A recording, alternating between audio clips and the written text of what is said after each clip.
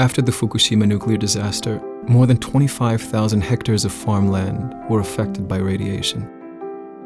A team of environmental scientists has developed an innovative decontamination method that allows Fukushima farmers to grow perfectly safe rice again. The data proves that the rice is safe, but people don't buy it because they don't understand scientific data.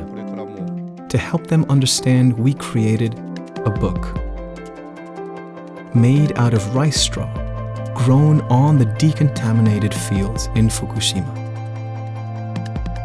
Following traditional methods, the rice straw was crafted into paper. The book tells the story of Fukushima, the region, the disaster, and the decontamination. The farmers and their products. Using a wide range of sources to let readers form their own view. 296 pages with photography, interviews, and background information.